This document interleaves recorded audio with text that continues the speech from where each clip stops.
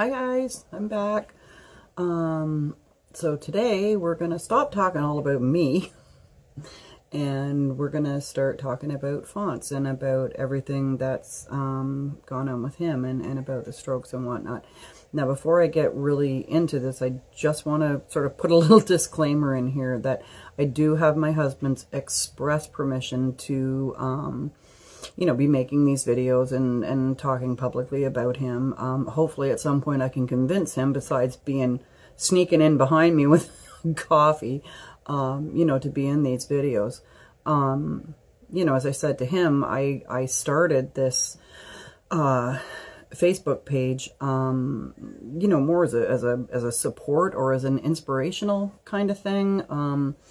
When I was first diagnosed with the brain tumor, I was alone. As far as I was concerned, I was alone. As I said, but not alone. I mean, I had my husband, of course, and my family and friends, but besides having, as I had said before, some quite elderly people in my care over the years that, hello, I should be looking over here, right? Right? Hello. In my care over the years, I didn't really know anyone, with a brain tumor, that was, my age. And yes, I'm 52. I was 50 at the time. And as far as I'm concerned, that's the new 30. I'm still young, right? So, with a lot of life ahead of me, and both my grandmothers lived well into their 90s, and I intend on doing the same. That being said, I did feel very, very alone. And then I started going online and more looking, my doctor had said to me, now, don't be going on Googling about your brain tumor, because you're going to give yourself a life expectancy of 0.5 minutes. So I did kind of do that, because I didn't really know enough about astrocytomas to know what I was dealing with. But I did go online and I did start looking for support groups, and found a number of them, 3 or 4 of them that I belong to this day. And as I said before, I have made friends that, as far as I'm concerned, we're connected at the heart forever. I mean, there's people that are on there that are post surgery, post everything, post radiation, post chemo, 9 years ago, and are still, extremely well.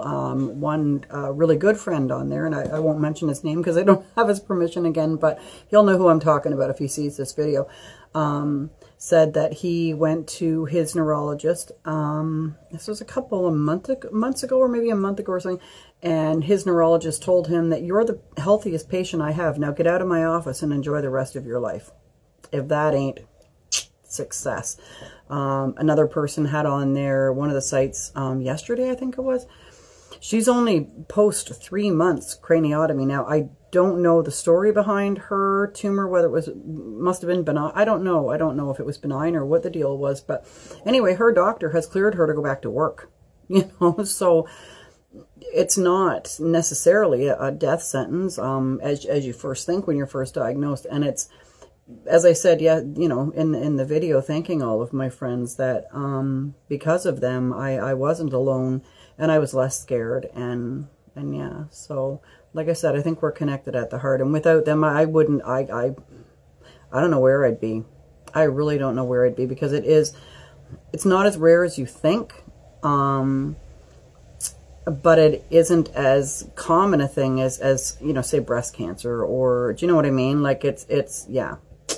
So anyhow, that was the whole point behind creating this page in the first place, was, as far as myself is concerned, are there other people out there who have been in really nasty car accidents, and as a result, they've lost their career, they can no longer work, or they're in constant chronic pain, and they struggle literally to get out of bed every morning, which I do some days, let me tell you. And if anything that I have to say here can help them even a tiny bit, like when I said, and I'm going to look in the camera to say this one more time, I'll say it again anyway, yoga is life. Do yourself a favor. I couldn't barely move. I couldn't barely move. And it's gotten to the point now where I say, well, I'm going to stretch. And I really mean do my half hour of yoga. But as I said before, if I miss it for a day or two, I really feel it. Anyway, I'm digressing again, of course, because that's me. But if just that alone can help someone who's been through that and feels alone and feels lost, because now they're stuck at home. And everyone else out there in the world is going merrily on with their business, and you're sat on the couch, staring at the TV, crying because you're in pain and because you've lost everything, you know, that you had, that you enjoyed. I mean, some people maybe can't drive anymore. You know, they're stuck in the house. So yeah, I mean, if that can help anybody, as far as my brain tumor goes, you know, if anything that I have to say, can help in any way. You know, I said to my husband the other day that I'm not afraid anymore. And I actually mean that. I actually do mean that. I'm not that bone deep primal terror that I spoke about in the earlier video. That was, you know, that was an initial reaction, and that stuck around for a long time. You know, I'm almost 2 years post-diagnosis next month. It's September 2nd. And there is, you know, quite a strong possibility that at some time it may have to come out. Things are done a lot differently here in Canada from what from what I understand.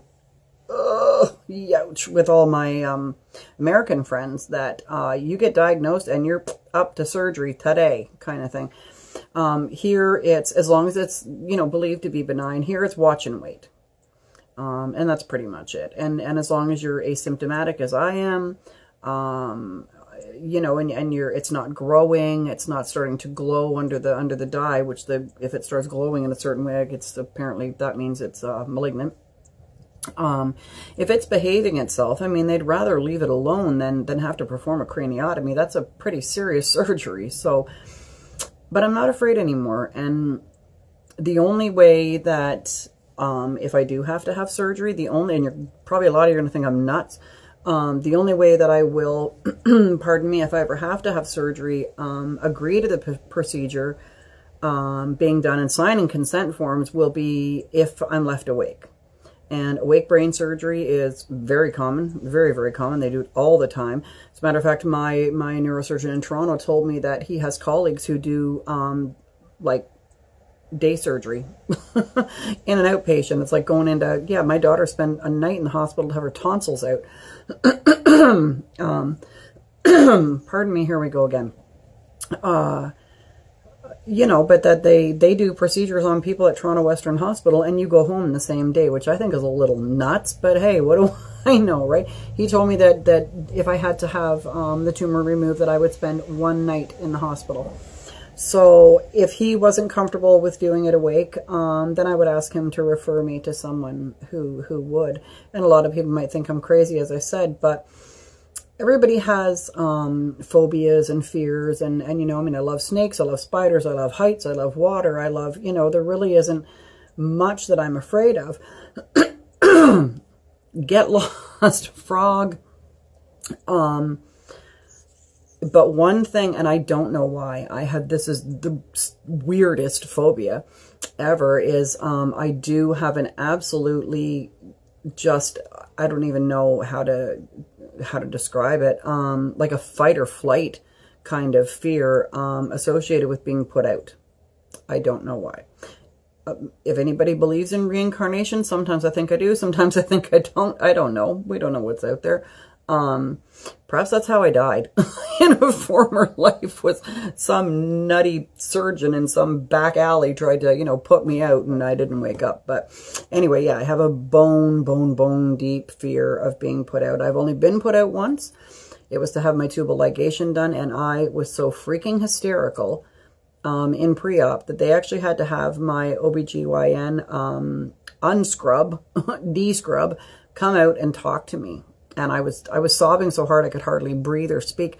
And he said to me, "Kelly, have you changed your mind?" He thought that I was crying that hard because I had changed my mind, you know, about getting fixed and not having any more kids. And I said, "No, I'm going to die. I know I am." Of course, I didn't, obviously. But anyhow, I'm not afraid anymore. And you know, in great part to people that go online and just kind of put it all out there and share their lives and share what they've been through. So, you know, that's, like I say, with me, with the car accident, with the brain tumor, if that can help anybody, if I can help one person, just one person, feel not so alone and not so afraid, because I know what it feels like to feel that way. And it's not nice. It's not nice at all. So hopefully. So now we're going to shut up. I said I wasn't going to talk about me anymore, was I? So as I said to my husband, you know, having a stroke it's a very, you know, unfortunately very common thing. And if him telling his stroke story, which is really quite the story, we're having a thunderstorm rolling in. It sounds like heaven. Oh, I love me a good thunderstorm. If it can help just one person who's trying to recover from stroke, and you know, the physical and emotional and mental you know, challenges that presents itself. And you know, we're a cute couple now because we're both brain injured, so we finish each other's sentences, we think of the word that the other one can't think of.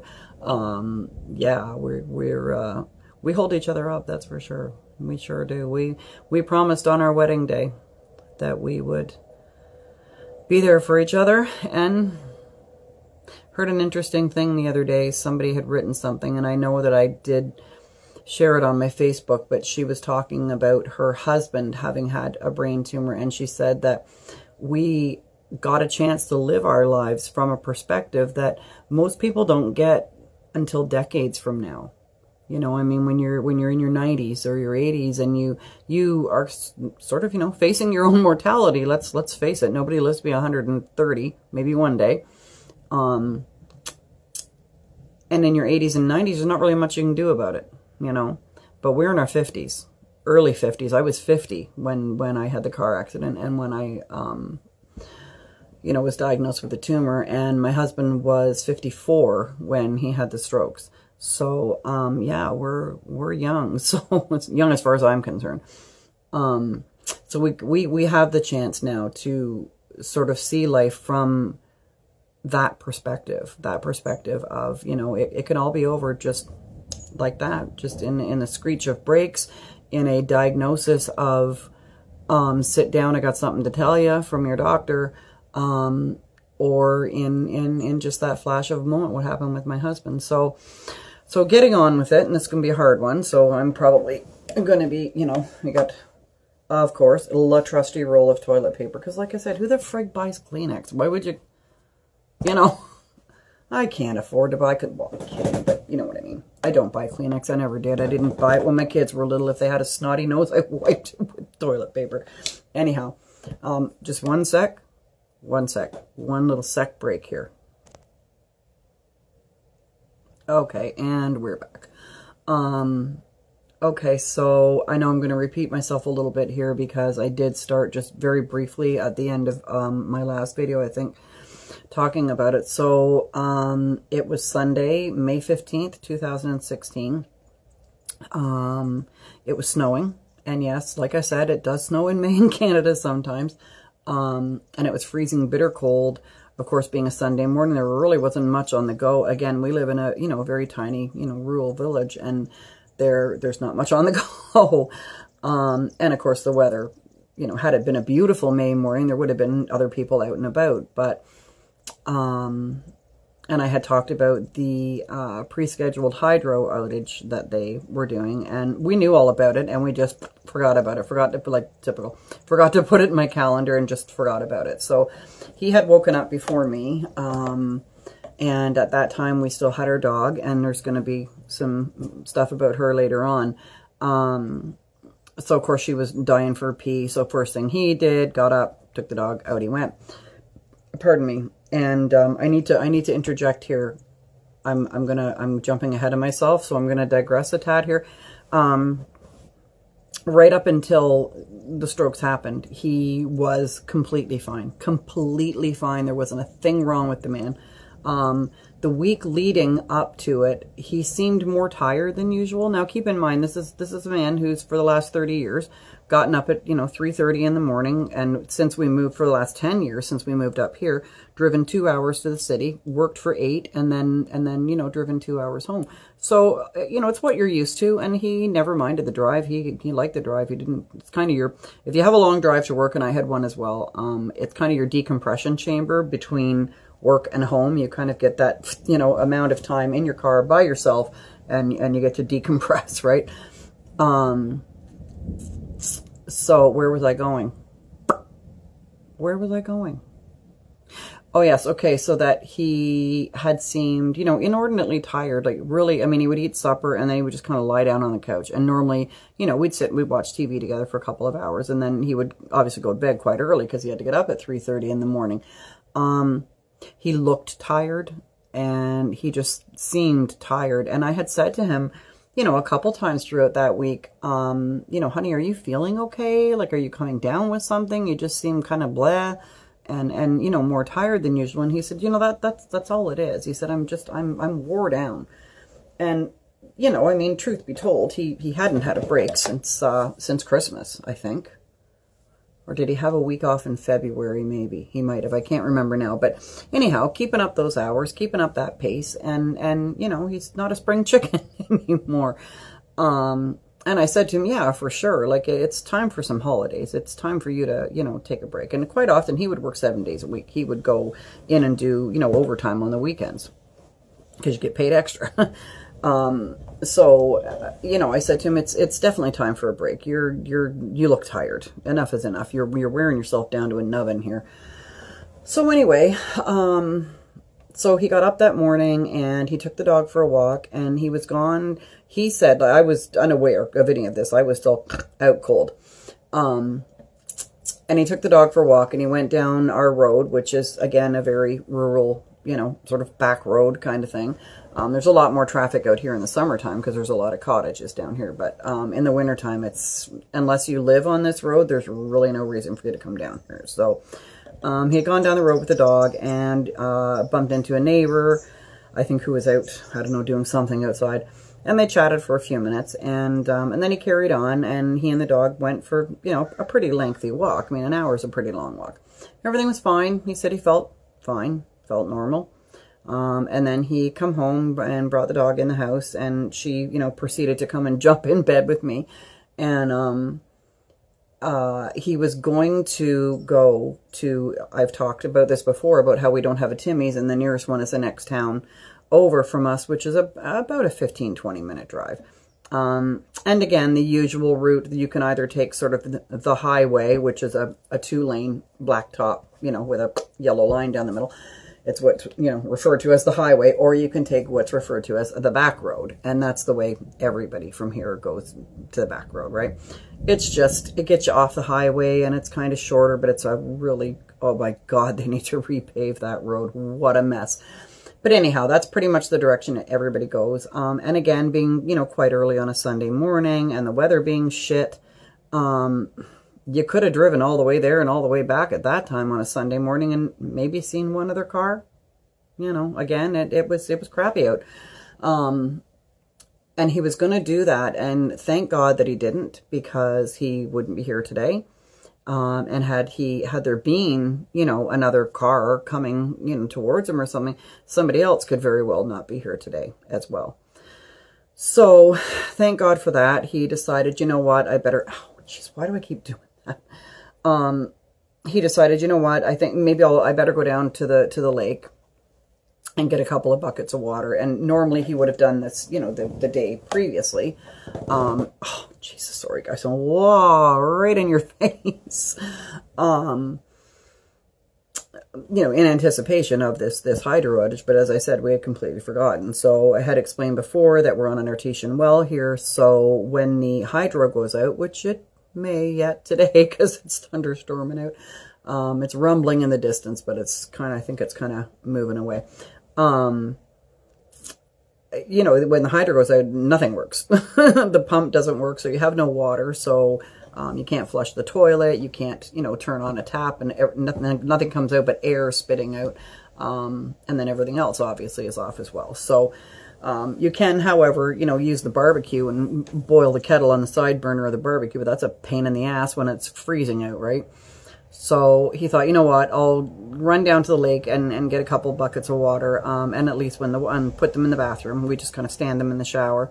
At least when the wife gets up, then she can use the bathroom. Now, I wouldn't have been able to lift a bucket of water, and I probably just would have waited for him to come home, or else what he probably would have done, now that I think about it, is he would have made sure the flush box at the back of the toilet was filled, so that you could at least get one flush out of the toilet. It's probably what he would have done. But anyway, so thankfully he decided to go and get the water first, because he was literally, if you're driving, literally 2 minutes down the hill from the house to the lake. So there's a public dock there, and everybody calls it the government dock. So anyway, he went down there and he had 2 buckets of water, and he got out and he had his buckets, and he went and filled up the one. I think he filled up both of them, from what I understand, and he'll correct me here if I'm wrong, but I think he had filled both buckets of water, and he had walked back to, he had the car, so, and these buckets have lids, so you can at least, put them in the trunk of the car with these really snap-on lids, like a 5-gallon bucket, right? And then drive carefully so your water don't spill on the way home. So anyway, he had done that, and then he said, from what he can remember, he picked up the first bucket and he put it in the trunk of the car, and all of a sudden he thought, holy jeez, and he got really dizzy, and then suddenly he realized that he couldn't see out of his right eye. And when I asked him later, once, a week later, when he was able to really, sort of explain things, I said to him, was everything fuzzy or blurry, or was it just black, or what? I've never had a stroke, thank goodness, so I don't know what, and a stroke that would affect your vision. So he said it was just white. He said it was just white. There was just nothing there, gone. And then he started vomiting. And, of course, everything is just whirling like crazy. And somebody vomiting when they're having a stroke, that's like almost a sign number one that, this person is having a stroke. So, and also when people have a heart attack, they vomit as well. But he started feeling really nauseous, everything's spinning. He started vomiting, and he was kind of hanging on to the side of the car because he just was going to collapse, obviously. And some guy drove past him. It's kind of like the road, the little street in the village that he's on while he's getting this water kind of just leads down, kind of dead ends, a little further down there. So it's really only, again, somebody who, sorry guys, propping, it's really only, people who live down that way that would really be down there. But he says to this day he can't remember who it was, and it must have not been a local, because he would have known them. But anyway, he said he's got the one bucket in the trunk of the car. He's hanging on to the car for dear life. Can't see anything out his right eye. And he's vomiting. So this man drove by, and he said something to him. This man said something to Phonce, and probably something along the lines of, like, it's early Sunday morning, and this guy's hanging on the back end of his car puking. So it was he probably thought he was hungover or drunk or something, and that's why. And he was like, ha ha ha, and he kind of waved and drove away. I mean, and to no fault of his own, he didn't realize that this man is having a medical emergency. So anyhow, I'm trying to think of what he said. He had the first bucket in the car, and then the second bucket, somehow, I don't know how. I have no idea how. And I don't know why. And again, it's the same as I said, like when I had my accident, the crazy shit that goes through your head in that moment of panic, and the crazy stuff that you do, somehow he got that second bucket of water in the trunk. I have no idea how he did that. I asked him how he did it. He has no clue. He doesn't know how he did it. I don't even know if he clearly remembers. And he put both lids on. Yep. So, so he got in the car and he drove himself home up the hill. So as he was driving up the hill, he has to come up and make a right onto the highway and then make a very quick left onto our street. So of course he had no vision in this side. So he said that he kept turning his head and turning his head and turning his head because there could have been a Mack truck coming from this direction. He wouldn't have seen it. And when he turned onto our road, so he's a minute from home. When he turned onto our road, he thinks, and he's not sure. And I've never really asked him, but our neighbor, he thinks he saw that he saw our neighbor. And he turned his head towards him and saw him out of his left eye, because my husband would have been driving this way and the neighbor would have been, coming the opposite direction. And he said that he looked at him and smiled and kept going. And I said to him, oh my God, I said, why didn't you put the window down and say, help me? Something's wrong, help me. But he said all he wanted was to get home to me, because he knew that I would know what was wrong, what was happening, and that I would be able to help him or fix it or something. But I need Kelly. I need to get home. So, well, he was down at the lake. I had gotten up and I was in the bathroom, and of course I had to take a bottle of water out of the fridge to brush my teeth. And that was what I was in there, doing that kind of thing. And I heard the car come in the driveway, and I thought, where the hell's what? And then I thought, oh, he must have went to get water. That's what that is. So anyway, I heard the car come in the driveway, and then I heard like a really, really loud clunk. And it took me, it was probably weeks later before I even realized what this loud clunk was. And it was, when you fling a car door open too hard, and when it sort of hits its max amount of openness, I don't know, it's a word, look it up, and it kind of goes clunk, you know what I mean? And that was what I heard. So I'm in the bathroom, and I kind of, through the blinds in the bathroom window, which faces right out, out onto our driveway, basically, I heard this clunk, and I thought, what the fuck is he doing out there? And I look out, and first of all, the car, and Phonce is he's the backup king. He backs up into everything. Driveways, parking spots, doesn't matter. Very rarely does he ever pull face on, unless, of course, it's drive-through parking, which means there's a spot here and a spot here. This spot's vacant, so you can drive through. But anyway, yeah, so,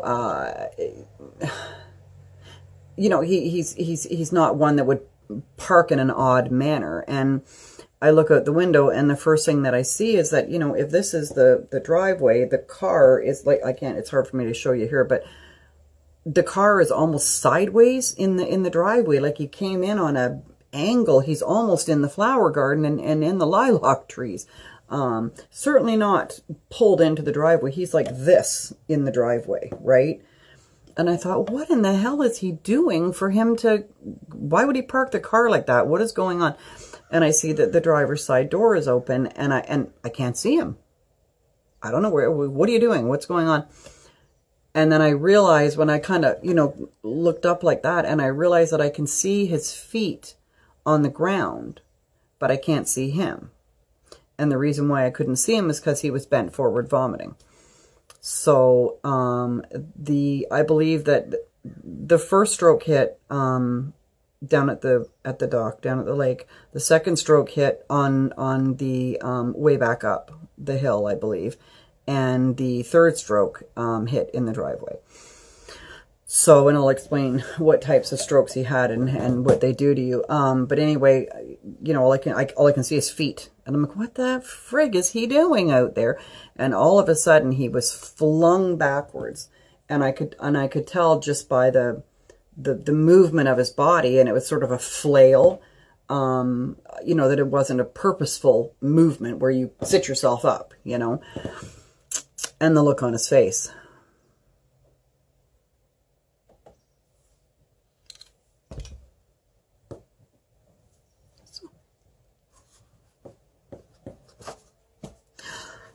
oh boy. I will never forget the look on his face. He just looked really scared. He was so scared, and he didn't understand what was happening. I mean, he's, you know, we certainly heard of strokes. Who the hell hasn't? But he doesn't know what a stroke is. He doesn't know what a stroke looks like. He doesn't know. He certainly never had one. He doesn't know what it feels like. He doesn't know what's happening. And I don't know how he did this, but we have Bluetooth in the car, so he must have hit the button on the steering wheel, like, somehow. I don't even know. I mean, he was just flailing, you know, madly everywhere, and he was kind of like sliding out of the car. So of course I'm in the bathroom, as I said, and I'm in my house coat, and I had my phone in my pocket because we always plug our phones in at the bedside at night, just in case there's an emergency and just to charge your phone overnight. And one of the first things I do when I get up in the morning is unplug my phone, drop it in the pocket of my house coat, and, you know, out I go, out to the bathroom or whatever. So I had my phone in the pocket of my house coat, and my phone started to ring. And I'm on my way out the front door of the house, of course, because I've just seen this. My phone started to ring, and I thought, whoever the fuck this is, go away. But I don't know why, and I grabbed it. I mean, I don't even know why I bothered to even acknowledge that it was ringing. And I grabbed my phone, and it says it's him calling. And like I said, I guess he must have hit the button on the steering wheel, because I found his phone later was way over on the other side of the, like where the dashboard meets the windshield, you know, way over, like way, as far over in the corner as it could get. So it wasn't, you know, he wasn't on his phone. And he was trying to say, like, come get me, come help me. And I think, I don't know, it's difficult because he was left aphakic for, you know, a few days. And aphasia does not mean necessarily that the person can't speak at all. Like, generally it means that they can't form words anymore. But it doesn't mean that they can't, you know, make noises or, you know, sort of point to something, go, you know, and if you know them well enough, you know what they want, right? It was just jumble that was coming out of his mouth. And I'm screaming into the phone, and screaming, you know, as I'm running towards him. I get phone in hand. I'm coming, hold on, I'm coming.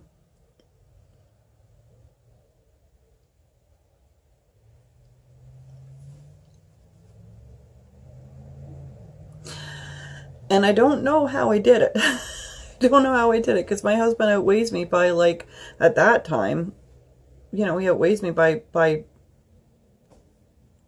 60 pounds at least.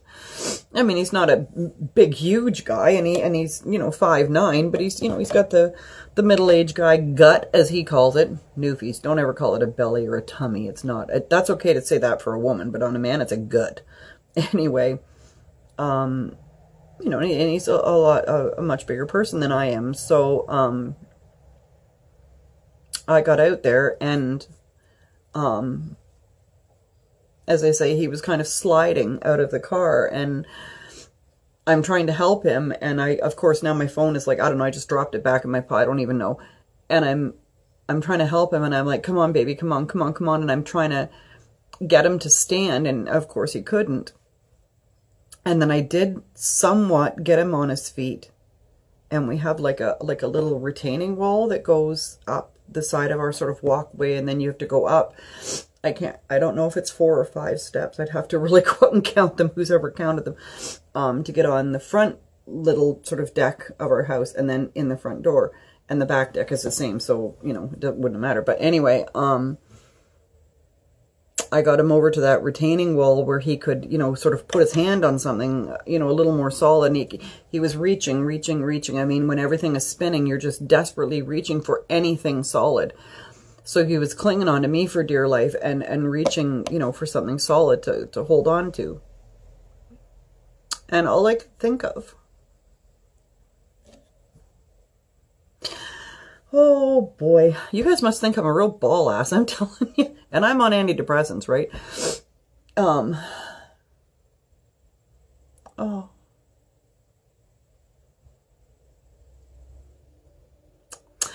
All I could think of was, I can't let him die in the driveway. I can't let him die in the driveway. I can't. He wouldn't want that. He wouldn't want the public spectacle of you know, sort of dying in the driveway. And I got him in the house somehow. I don't even know how. I have no idea how I did it. I really don't. Just adrenaline, pure adrenaline. But I did. Between he and I, somehow I managed to get him in the house. So where he promptly dropped to the kitchen floor, just inside the door. So of course I then grabbed my phone and immediately dialed 911. And we're just going to pause for a sec, just a sec.